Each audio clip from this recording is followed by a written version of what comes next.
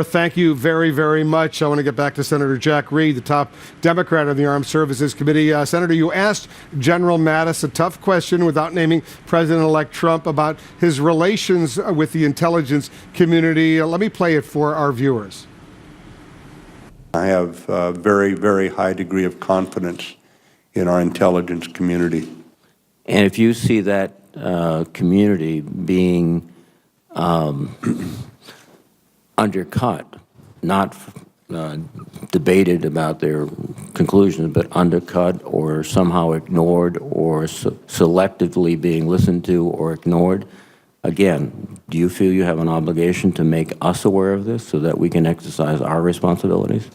I'll be completely transparent with this committee, sir, but I would not have taken this job if I didn't believe the President-elect would also be open to my input on this or any other matter. Were you encouraged by that, Senator Reed? He's saying he would not have accepted the job if he didn't think President-elect Trump would be open to his input. Well, I'm encouraged by General Mattis because of his forthright manner, his great knowledge, and his incredible dedication to the nation. And he was very clear. He will make his reservations known to the president. What I was trying to solicit and what I think he agreed to is that at some point, which he'd have to determine, there's a need also to inform Congress because we play a role in national security policy also. But I'm very confident that he will make the judgments that are necessary to properly inform the president and, if necessary, inform the Congress. You also asked General Mattis about Russia specifically. He said it's important to recognize reality, his words, when it comes to what Russia is up to. Do you think he could change President-elect Trump's mind when it comes to Russia and Putin?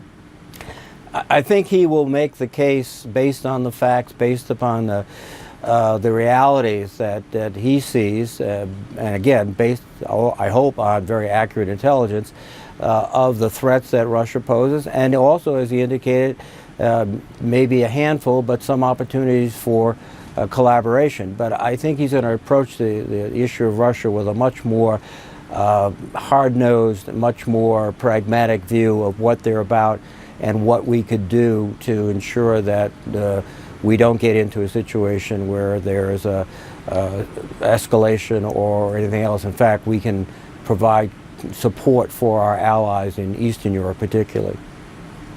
Will you vote to confirm General Mattis as the next defense secretary, and are you comfortable with a military man taking over this traditionally civilian post?